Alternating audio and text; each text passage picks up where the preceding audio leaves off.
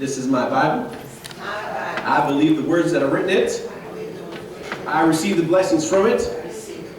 And I can achieve all things through it. Amen. You know, this morning, just look around real quick. Look at the different people. You know, some people are a little scary to look at, others not so bad. But you know what? As we encounter different people, okay, everyone, look at me again. You know, people come in all different shapes, sizes, and even colors. And some people even change their colors, like Lisa. You know, she's a little bit in Bob. You know, they're a little bit darker than they were last Sunday, you know. Don't really recognize them. But people, no two people are alike. And even if you have identical twins, there is some difference in them. You know, maybe you took a highlighter or a matching marker and marked out or something to differentiate them. But typically, there's not two people that are exactly alike. Oh, we can have very similar features. You know, you can have some people like, oh, you can't mistake them for your kid or this or that. But everyone is different in their own unique way. And we're going to encounter many different people along this journey called life. And we're going to have people in our lives that are very similar to us and that we share a lot of things with. You ever meet someone and they're like, oh, you like that too? Oh, I'm really into that, or I enjoy doing that. Some people that you have a lot in common. And then you meet some people that are just the total opposite. And you wonder why they even are like that. You're like, I would never do something like that. It's not that it's bad, it's just, it's not your forte. You know, some people like camping. Others are like, yeah, I wouldn't be caught dead sleeping on the ground. Some people will bring out the best in us. You know, we all have people, hopefully we have people like that in our lives that really bring out the best in you. You know, that they encourage you, they lift you up. You know, they make you feel good about yourself, and you just love to be around those type of people. Those people that kind of just, you know, make you a better version of yourself. And then we all have those people that don't bring out the best in us. You know, those that just know how to press those buttons. And just the very thought of their name makes you cringe. And if you see them coming, they better go the other way because you're about to attack them. So, you know, we all have different type of people in our lives. Some that are good for us, some that are bad for us. We all have some people in our lives that shouldn't be in our lives because we allow them to influence a little bit too much. There are those that we love to be around because they make us laugh, they make us feel good. And then there are those people that have really hurt us deep. And really, you know, maybe said some things or did some things to us that we can't seem to let go of. Some will encourage us, some will support us. There will always be those that you try to avoid. Like you ever see someone come in and you just, whoa, I hope they didn't see me.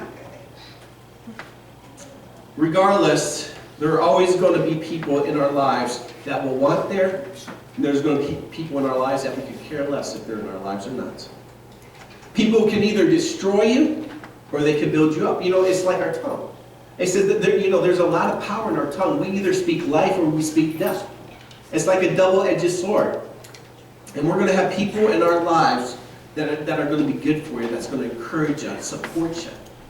And there's going to be people that are just going to lead you down that path of destruction. Some will try to control your every move. They just want to tell you how to live life and tell you everything you're doing wrong and point that finger. And then you're going to have people in your lives that are going to encourage you and they're going to support you. And they're going to tell you, you know, I'm praying for you. I'm believing for you. You know, anything I can do, I'm here. You may feel today that there's someone in your life that you would rather not be in your life. But we can complain all day long about this person, or what we could choose to do is we can limit the power that we give them. You know, those people that just irk us, those people that drive us bonkers and crazy, they can only do that because we allow them to do that. Oh, when I see this person or that, you know, I just want to go off. Why? Why give them the satisfaction?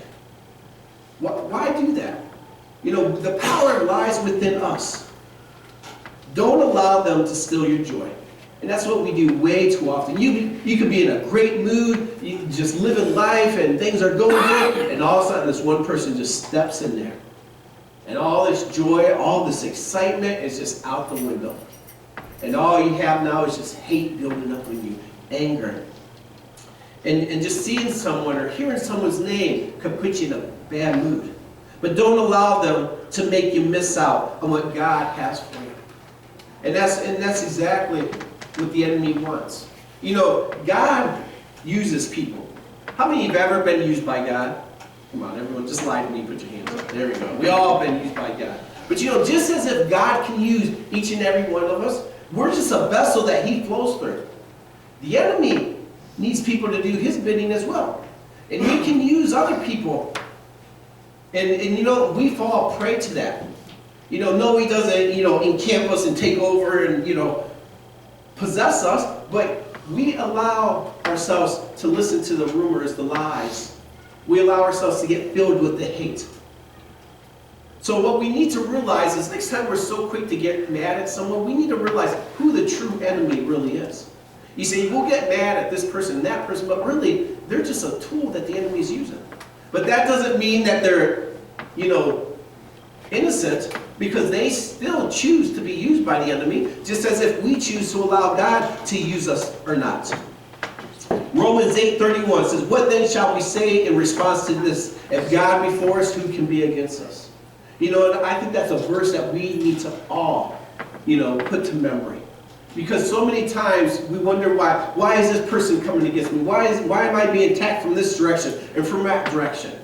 You know, why, you know, it goes from bad to worse. Why does everything that, you know, I hope for and, you know, things just seem to happen and this happens and storms come out of nowhere?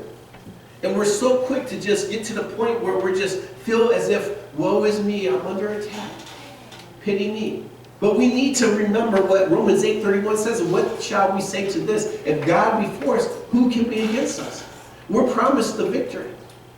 And so we don't have to, you know, wonder why this is happening. Well, I'll tell you why it's happening, because God has a plan for your life, a plan to prosper you and not to harm you, to give you a hope in the future. But the enemy also is aware of that plan. And he wants to do all he can to try to divert you. If he can get you off that straight and narrow path, he's going to do so. He's going to put thoughts in your head and make you think this and think that. And then you're really going to start to believe it. And you're going to think that you know a better way. And you're going to start to doubt. And all of a sudden, that path that God puts you on, guess what? You're the furthest thing from that path. But we're always going to have people in our lives that are going to, you know, bring us down. We're going to have people in our lives that judge us. How many of you know that no one has the right to judge another person? They don't. No one really knows what the other person has gone through. They might have heard the stories, but they haven't felt your pain. And still yet, you might have people in your lives that have gone through similar things of you, but it's just that, it's similar. It's not the exact same thing. There are those that think they know what is best for you, and they'll try to tell you how to live your life based off of, you know, their opinions. There's people, you know, I see it every day. You know, I deal with a lot of people who's lost loved ones. And I'll talk with them afterwards and follow up with them. And, you know, they'll tell me, oh, my brother, my sister, my spouse, my friend, they all tell me that, you know, I just need to move on. I just need to get over it. And I just need to go out more and this and that. And I tell them, why? Why do you need to do that? I mean, unless you're laying in bed and not eating and drinking and hiding underneath the sheets all day long, it's okay. It's okay to take your time to grieve. The problem is a lot of people just want to rush through that grieving process. Well, but the thing is, other people don't like seeing other people hurting. So they think they have a quick fix. Oh, just come out with us Friday night and, you know, we'll have a good old time and you'll forget all about that person that you lost that was in your life for 50, 60, 70 years. No, it doesn't work that way. You might numb the pain for a little bit, but guess what? It's going to come back.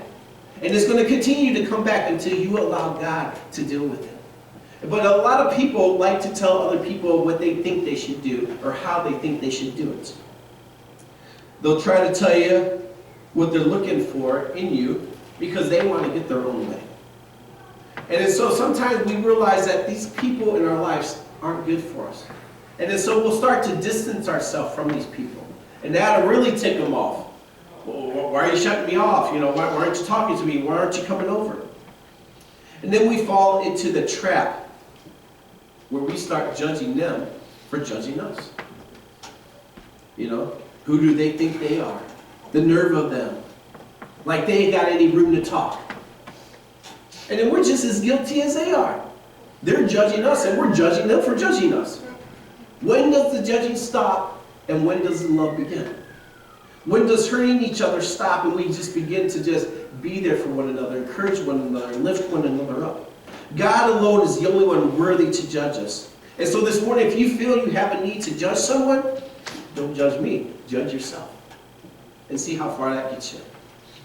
You know, when the lady was caught in adultery, you know, they were all there with stones and they were about to stone this woman.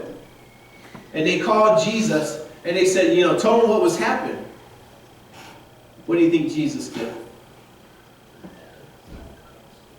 Yeah. He said, he without sin cast that first stone.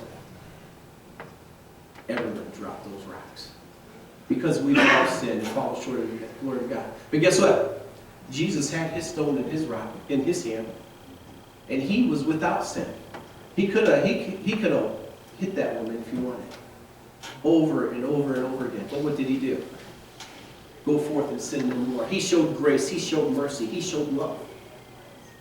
He had every right to judge that woman. But he looked at her and he saw the pain. He saw the repentant heart. And that's the key. You know, we can't take advantage of God's grace, God's mercy. We can't just go and do our own thing and just say, well, I'm covered by grace. You can't take advantage of it. God has to see that repentant heart. And so next time we want to judge, we need to judge ourselves. Look what it says in Matthew chapter 7, verses 1 through 2. Now, this doesn't stop you from judging one another. I don't know what will. It says, do not judge or you too will be judged. For in the same way you judge others, you will be judged. And with the measure you use, it will be measured by you. Do you know how hard God is going to judge you? How hard do you judge others? Think about it. Think about how hard you judge others and how you ridicule one another and how you put expectations on other people. And if they mess up, how quick you are to gossip about them or talk bad about them. Well, that's the same measure that we're going to be used, God's going to use against us. And so, if you're someone that is very judgmental of others, I feel bad for you. But anyways, we're going to encounter people that are going to judge us. People that aren't going to think the best of us and try to bring us down that wrong path. Now, granted, there are people in our lives that are going to try to tell us what to do, and they got every right to because they love us. And they've been praying for us. And they walk that straight and narrow path themselves, and they know what they're talking about. That's why the Bible says we're to seek the counsel of the wise. You're not to turn to your next door neighbor, just some person off the street, or better yet, let's go to Facebook and see what everyone thinks I should do. There we go. Now we'll get our answers. Why don't we just Google it or ask Siri? Siri say, I don't know what you're talking about. Go to church. But there are people that God was sent into our lives for a reason, and we need to heed what they have to say to us.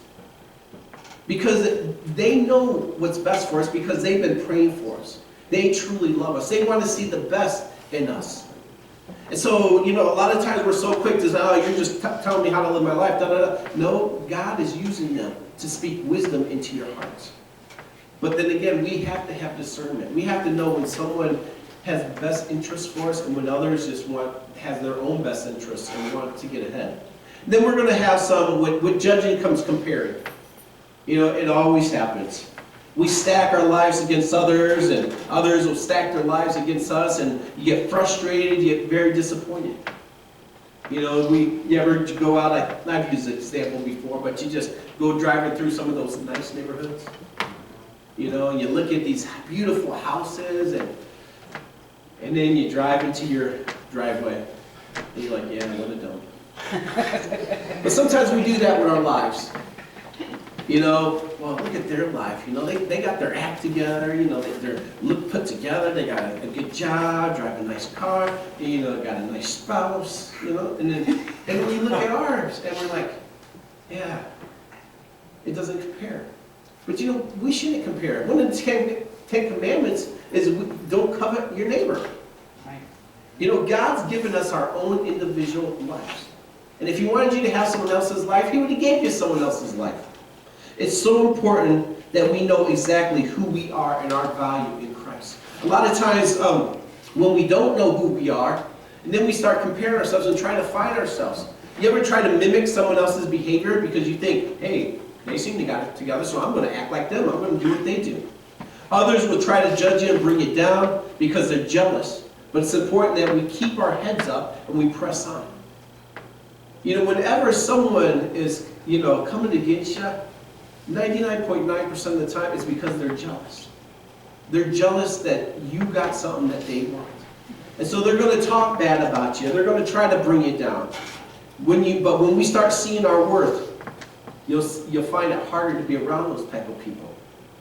I mean, I don't like being around negative people. I don't like being around people that, judge me or tell me how horrible they think my life is. And once we realize, hey, listen, I'm better than that. God created me. I'm fearlessly and wonderfully made in the image of God. I don't need to subject myself to this ridicule and to this hatred. Now, that doesn't mean that we think we're better than those people. I don't want you to think that. It just means that we realize that we don't need such negativity in our lives.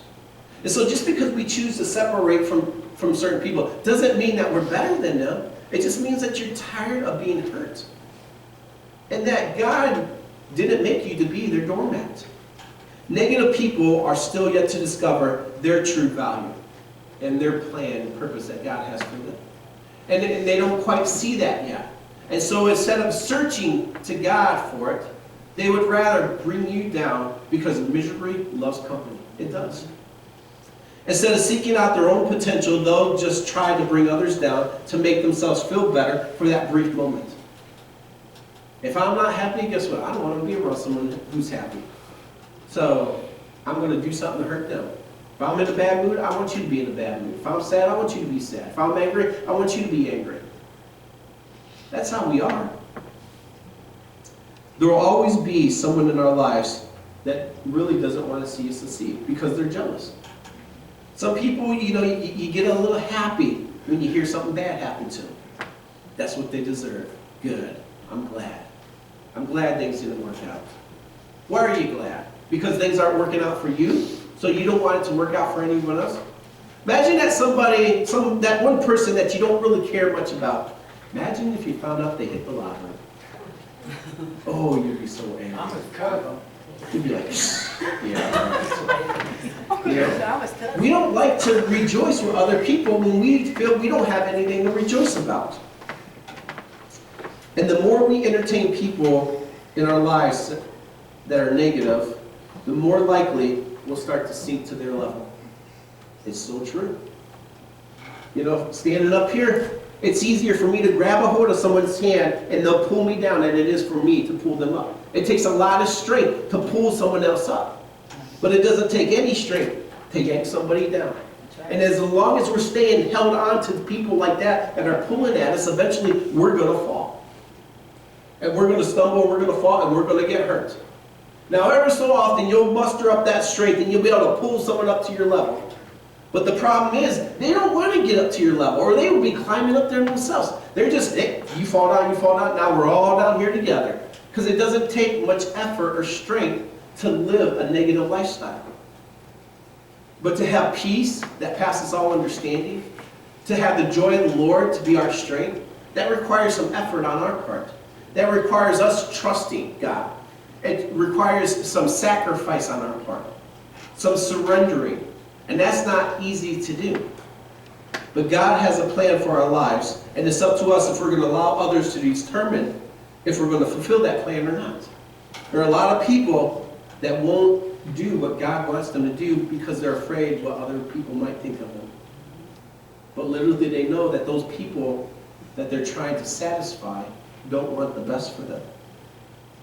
So we need to surround ourselves today with people who will build us up and who will encourage us. Now, I'm not talking about, surround yourself with people that will tell you exactly what you want to hear, because that's going to do just as much harm.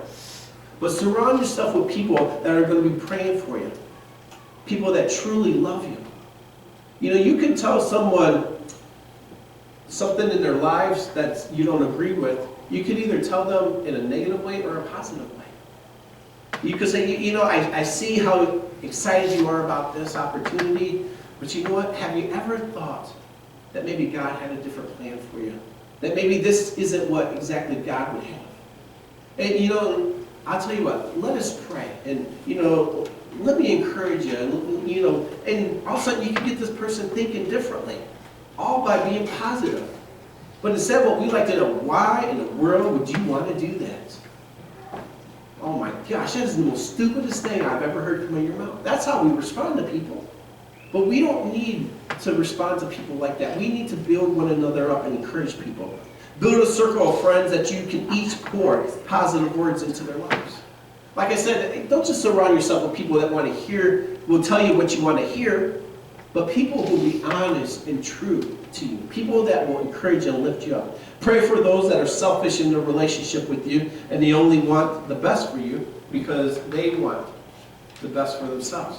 And they're just wanting to use you to get through life. Seek out ways to always let your light shine in this dark world. Proverbs 13:20 says, "Whoever walks with the wise will become wise, but the complaint of fools will suffer harm." We're truly known by the company that we keep. We are. I don't care, you could be the greatest person in the world, but if all your friends are horrible, everyone's going to assume you're just like them. So whoever walks with the wise will be wise. And so remember that. And lastly, I want to talk about those haters out there.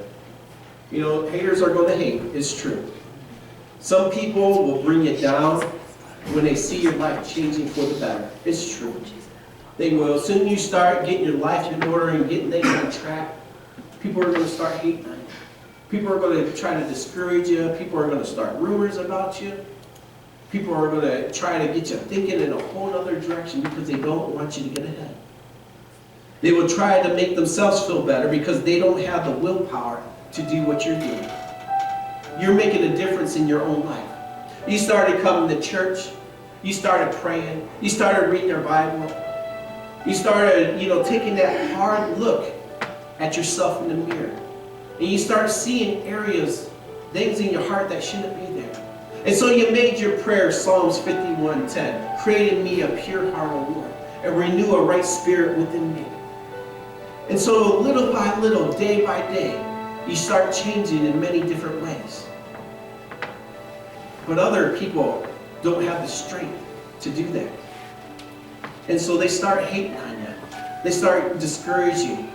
They start trying to lead you off down that wrong path.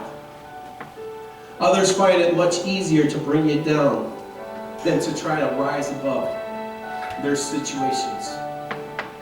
You see, I know a lot of people are hurting today, not just in this church building, but all around this community and this world that we live in. But it's up to us. How are we going to deal with that hurt? Are we going to let others just hate on us and to keep us down and out? When we find ourselves knocked down to our knees, we're in the perfect position to begin to pray and to ask God to help us to rise above. Help us to deal with the hurt. Help us to get rid of the anger, the envy, the jealousy, the bitterness, those discouraging thoughts and feelings that we've had. It's time we stop allowing others to rob us from our victories and just move forward in the life that God has for us.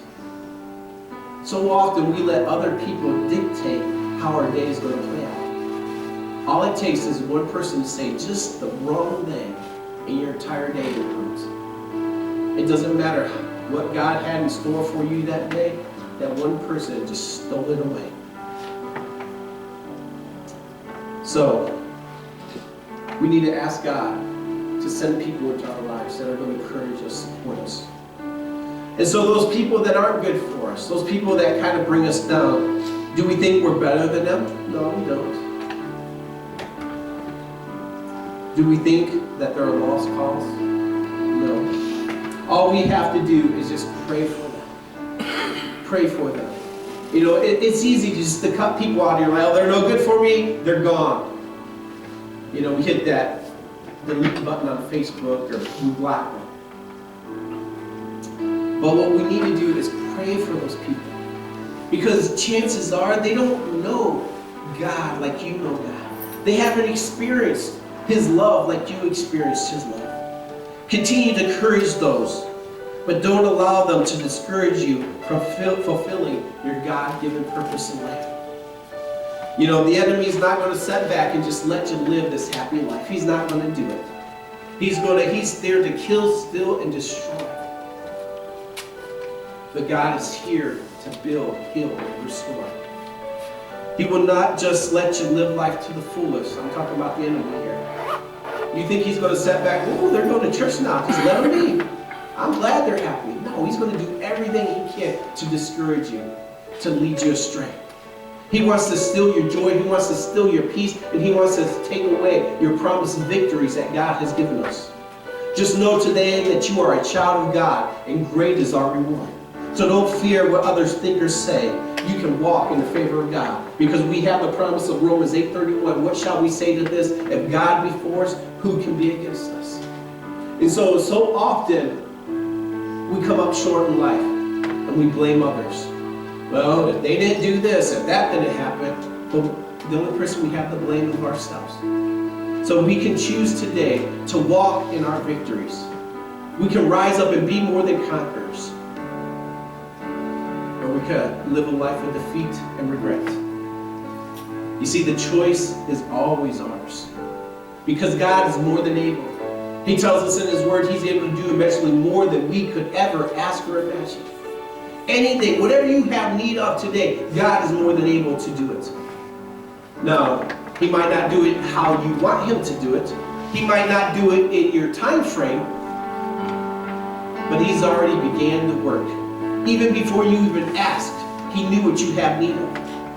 And he sees our heart. You know, man looks at the outward appearance, but God looks at the heart of man. He knows exactly what is weighing heavy on you this morning. He knows those people that in your life that you have allowed to enslave you and trap you, to control you, to make you miss out on God's very best.